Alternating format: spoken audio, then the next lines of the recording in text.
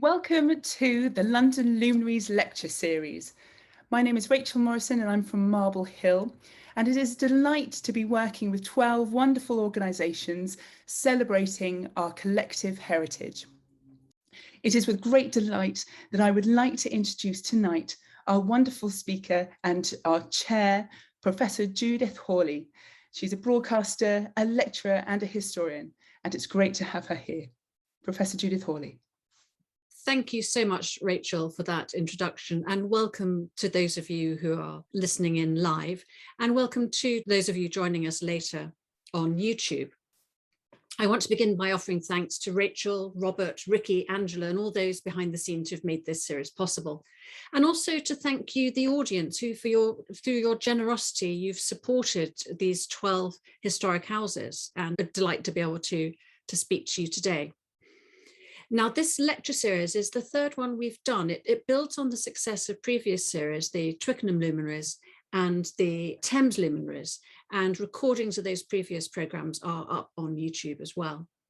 But why the Luminaries? This area of the River Thames was a magnet for creative and influential people, especially during the 18th century, due to its proximity to London, which was the centre of an expanding empire. The riverfront from Hampton to Richmond attracted royalty, aristocrats, artists, writers, and wealthy property owners. The legacy of the Luminaries was a rich tapestry of connections of poets, painters, politicians, and princes that made the area the place to be. We will be exploring these treasures further in a talk about what we call Twickenhamshire as part of the Richmond Literary Festival on the 11th of November. Please see our Luminaries website for details of all of these talks. Now, let me now introduce our speaker. Rachel Mackay is the manager of Historic Royal Palaces at Kew, which includes Kew Palace, Queen Charlotte's Cottage, the Royal Kitchens, and the Great Pagoda. These buildings are normally open to the public from April to September, so you've just missed an opportunity to see her highly regarded exhibition on George III, The Mind Behind the Myth. This exhibition was recently recognised by the International Museum Industry website, Blue Loop, for its achievement of innovation in inclusion. Her future projects include the world's first Eurovision museum in Iceland. Over to you, Rachel Mackay. Thank you very much, Judith, for that introduction. I am very pleased to be here giving this first in the series of the London Luminaries talks and to tell you all about Kew.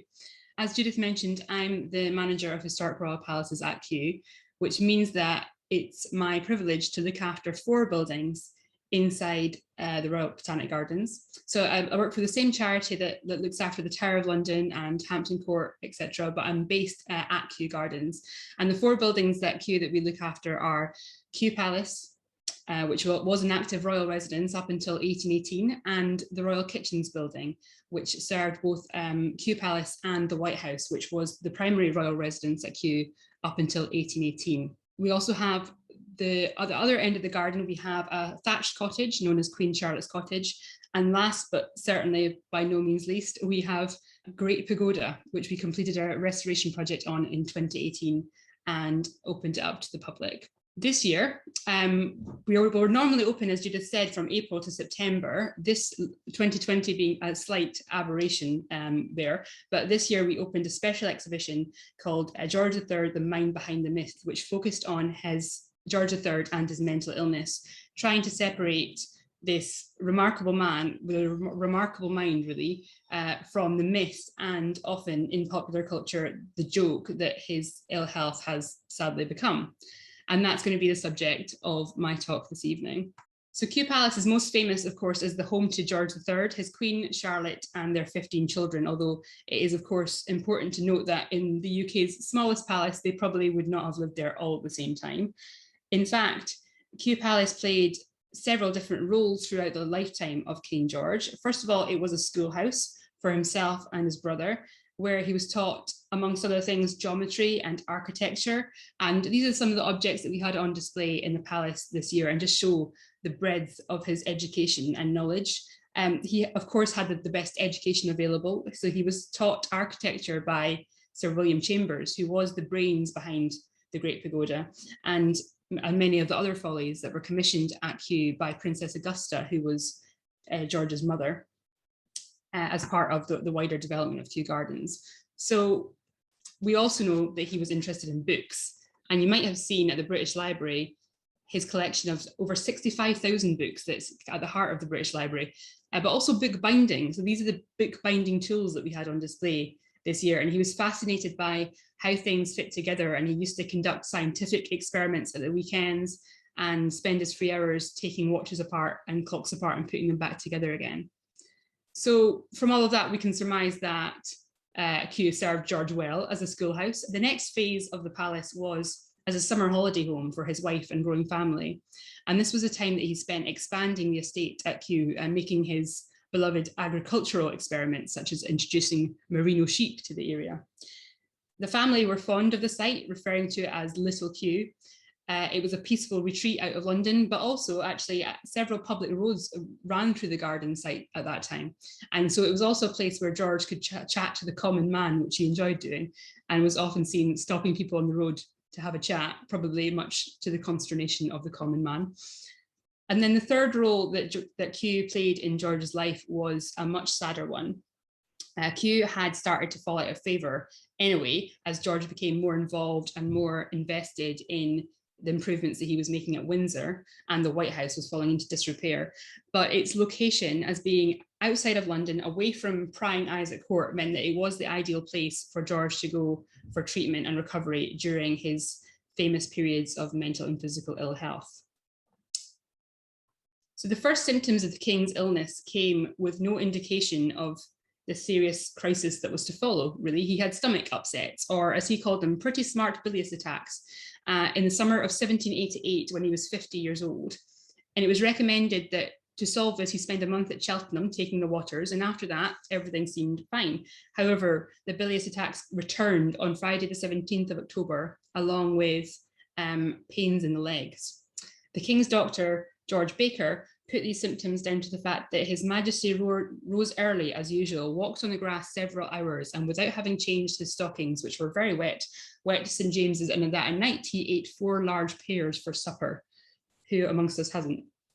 However, within days, the king had developed new symptoms, including a rash, a fever, a pain in his left foot. There was also symptoms that seemed that they were more psychological than physical, such as an ability to concentrate and a tendency to ramble. Over the next few weeks, these symptoms sometimes lessened and sometimes increased. And we can see from the diaries and the letters of the household that the stress was really beginning to affect the family. Fanny Burney, for example, who is the novelist, but at the time she was also the keeper of the robes to Queen Charlotte. She wrote that the Queen grows more and more uneasy. She alarms me sometimes for herself, and at other times she has a sedateness that wonders me still more. By this time, the king's mental health became public knowledge. After an embarrassing incident where the king insulted many at court, Earl Stanhope commented, "Here then was the turning point. This was the precise moment when ceased the dominion of a sovereign over his subjects, and when began, on the contrary, the dominion of sound minds over an unsound one. Here then let history pause." Of course, history doesn't pause, because the business of the realm still has to continue. George's health was not only a personal crisis, but a political one as well, and that can be seen in every aspect of his care, really. Parliament, for example, couldn't be opened without the king. So as early as November, talk was beginning to turn to appointing a regent. And one person who was particularly keen on this appointment was, of course, the Prince of Wales himself, who felt very strongly that the budget he had allocated was not sufficient to meet his needs. The prince's interests were represented in the medical sense by his own physician, Dr. Warren. And Dr. Warren would attend the king and produce reports that suggested that, in fact, he was not likely to recover. There were these regular bulletins produced about the king's health almost every day. But because you had the king's doctors and Warren arguing over the diagnosis, they were often very vaguely worded, and treatments were never wholly agreed on. So in some ways, George was lucky to be a king. He could afford the best treatment available, and his illness forced doctors in a way to start taking psychiatry seriously. But on the other hand, when every party has a vested interest in your recovery or your demise, can your treatment ever be truly objective? In fact, it's certain that the lack of coordination and management from the team of doctors made George's condition worse. In addition, the treatments themselves were hardly likely to do much good. Although medical science was beginning to advance, most physicians still relied on the system of humours, and so believed that you had to get your various bodily fluids in good balance in order to achieve good health.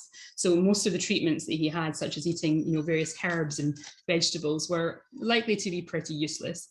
And some of them, like bleeding, leeching and blistering, would have been physically harmful, as well as, of course, extremely emotionally distressing. I just want to flag up now that I'm going to be talking about the use of restraint, which can be a difficult topic. I'm going to use images of some documents, but I won't be showing any images of restraints themselves, because that isn't something that we would do at Kew Palace, because in putting this exhibition together, we worked with people who had experience of mental ill health, and we really wanted to consider their needs and their well-being throughout. So we do know that restraint was used with George. He would have been put in something that's referred to in these letters as a straight waistcoat. Obviously, we would call it a straitjacket. And this was used when he became uncontrollable, but also it was often just used as a punishment, really, for bad behavior. And he also had a chair that he could be strapped into, which he himself ironically referred to as his coronation chair. And if you've seen the film The Madness of King George, you might remember that scene. It's very sort of famous and affecting, where he's strapped into this chair whilst they're playing Zadok the priest in the background. And it really just underlines how far George had fallen in his own estimation and how humiliated he must have felt at that time. But despite his condition, he did recover. So there was no need at that time to appoint a regent. And at Kew, because we have the royal kitchens as well, we also have the records of the clerk of the kitchens. And we have the orders that he was putting through for Kew, where the king was at this time. So we know that the 6th of February, 1789 was the first day that George was allowed to use his own knife and fork. We also know what he was served for dinner that evening, and the menu included rabbit, spinach, omelettes, barley soup, and partridges. So the king was now lucid, but heartbreakingly, he retained his memories of the state that he'd been in. And in a letter to the Prime Minister, he wrote, "I have been ill for 17 weeks. I must have lost some friends in that time." And this is something that many of the people in our community engagement work really sympathize with, that the fear that people would react badly to behavior that isn't really in your control. And we also know that when George recovered, he sacked many of the servants who had been with him during that time, possibly because he felt that he'd been seen in a way that no monarch should ever be seen. So the nation rejoiced, and we have on display at Kew some of the items that were created to celebrate the king's return to health, including this saucer, which says on it, "Huzzah, the king is well." However, we know, of course, that the king was not really cured for good. He had several recurring episodes of ill health, most notably in 1801 and 1804, before his final decade of illness in 1810. And actually, when we talk about him coming to Kew during these periods of illness, we're often actually talking about different buildings. So sometimes it can be quite confusing when you're looking at the sources, because Kew Palace, as in the current Kew Palace, was formerly known as the Dutch House. And then the White House, which I mentioned earlier and is here, is often referred to in the sources as Kew Palace. So sometimes it can be quite confusing as to what palace they're actually referring to. However, we're pretty sure that in 1788, so that first period of illness, the White House was still the primary residence at Kew, and that is probably where the king would have been. In 1801 and 1804, the White House was in very poor repair. In fact, it was knocked down in 1802. So the king was more likely to be housed in the Dutch House, or what is now known as Kew Palace. And in fact, we do know that one of the defining moments of the crisis happened in the dining room at Kew Palace, underneath the portrait of Van Dyck that you can see above the fireplace there. When he was there in 1801, the king wanted to leave the palace, and his doctor, Francis Willis, tricked him into staying by asking him to tell him about that portrait. The king tried to leave, but was stopped by the doctor's men who blocked the door, and he realized that he was essentially a prisoner. And he told Willis that he would never forgive him as long as he lived. In 1804, there was a more serious episode of ill health that brought him back to Kew, and again led to the use of restraints. And visitors who come to the palace often want to know where the king was kept. during this time. And the fact is that the king's apartments were actually in this section of the palace, which doesn't exist anymore. It's tempting to consider why this 19th century demolition occurred, and it's especially tempting to think that Victoria, who resented any mention of her grandfather's illness when she was alive, wouldn't have wanted those rooms on display to the public when she gave it over to the public. We don't really know, of course, but the fact that that door now opens onto what is essentially a brick wall is an absolute gift for me when I'm doing a tour, and I like to refer to it as the perfect metaphor for the Victorian attitude towards mental health. The king's final illness began in 1810 when his youngest daughter, Amelia, died of TB, and this was a trauma that seemed to push him over the edge, and he never regained his health after that. The Prince of Wales was finally appointed regent in 1811, and George lived out the rest of his days at Windsor, eventually losing his sight and his hearing and spending his time playing the flute and conversing with long dead friends and family. One of his doctors wrote that he had lost all interest in this world, and he was in his own world. He wasn't told when his wife, Queen Charlotte, died at Kew Palace in 1818, and then he himself died 2 years later. So, what is the legacy of King George III's illness? In medical terms, George had two quite immediate, significant effects on psychiatry. The first one I've already mentioned around how psychiatric illness was dealt with. So prior to George being ill, mentally ill patients were poorly understood and poorly dealt with. And patients could be sent off to asylums just on the say-so of one doctor, if that. And the goal was often really just to warehouse them rather than to actually treat them. The fact that now a king was ill, it forced doctors to take psychiatry seriously, and it opened up a whole new field of research and development going forward. And then the second impact George had was actually not to do with his own illness, but linked to an incident that happened back in 1786, when a woman named Margaret Nicholson made a half-hearted and unsuccessful attempt on the king's life with a butter knife. And George's insistence that she not be punished because she wasn't of sound mind led to the first time in English law that there was a distinction made between criminal and criminally insane. And I always find it quite moving that he had that positive impact on the lives of people who were dealing with mental ill health before he had any sign of any symptoms himself. Of course, in historical terms, the big question that people have always asked is what exactly was wrong with George? And the diagnosis that most people are familiar with is, and is in fact in the film, The Madness of King George, is porphyria. And porphyria is a group of liver disorders in which substances called porphyrins, I might not be pronouncing that correctly, build up in the body and negatively affect the skin or the nervous system. It can cause psychological problems as well as physiological, but it is essentially a physical illness rather than a mental illness. And this diagnosis first came about in 1969 in a book called George III and the Mad Business by Ida McAlpine and Richard Hunter. And there are several reasons that they give for this diagnosis, one of them being that his urine turned blue. Actually, there's several medical reasons that something like that can happen. And contemporary historians now are really questioning that porphyria diagnosis. It might have been that porphyria, being a physical condition, seemed a more palatable solution in the 1960s at a time where society wasn't willing to accept or admit that a member of the royal family could have a mental illness. I guess it's a point of debate whether this is still the case. However, many contemporary historians and doctors, including our curators here at Historic Royal Palaces, think that it's more likely that the king was living with a mental health condition, such as bipolar disorder, combined with extreme manic episodes. And some of the reasons for this are his incessant talking, which can be a symptom of the manic end of bipolar, and the fact that there was often some trauma involved with the onset of his illness, such as, for example, the death of Princess Amelia in 1810. George did undoubtedly experience some physical symptoms as well, but it might be that some of these were actually caused by the doctor's treatments, which, as I've described, were pretty brutal. All of this leads us on to how we talk about George's illness today, and that's a very question we've been considering at Kew Palace as we've been putting this exhibition together. So obviously vocabulary has changed, and so we no longer refer to George's madness in quotes, but instead his periods of mental and physical ill health.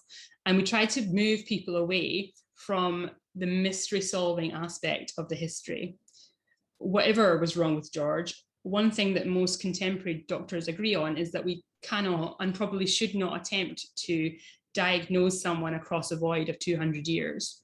So in the exhibition, we focused more on his experience of illness and the experience of those around them. And we've used expert help where possible, including a group of people who all have experience of living with mental ill health. And we did this in two ways. Firstly, by asking them to look at some of the objects that we had on display, some of the historic objects, and interpret them in a way that links to their own experience. And also by asking people to loan objects to a contemporary exhibition on the top floor of the palace, which tells the story of contemporary Londoners' mental health in exactly the same way that we talk about George.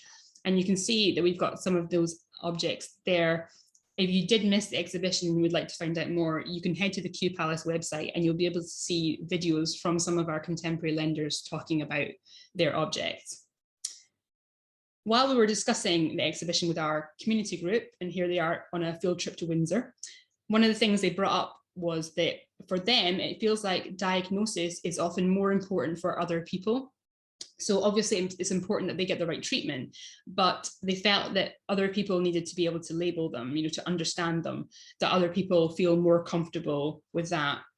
If it's something they can Google, people feel like they can understand it and they're comfortable with it, even though it doesn't really necessarily change anything about their own experience. And I thought that was a really interesting insight.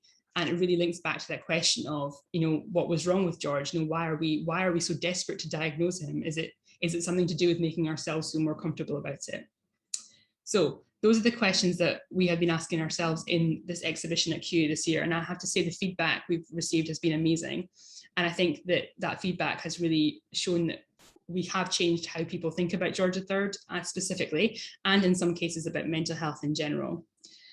As I mentioned, the exhibition is closed now, but as I mentioned, we have lots of information, lender videos, and lots of photographs of some of our objects on our website. So I've included some links on this last slide.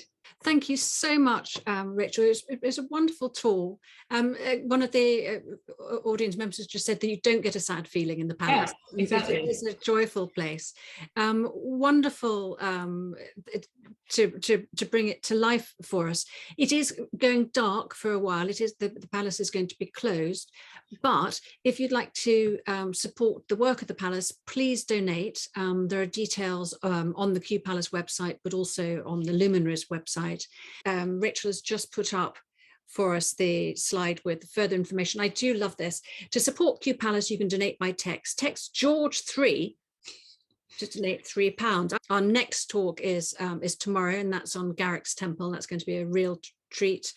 And we have 5 talks till the end of this series, and the next series begins in January. Do come and listen to us again. Thank you. Goodbye. Thank you. Bye.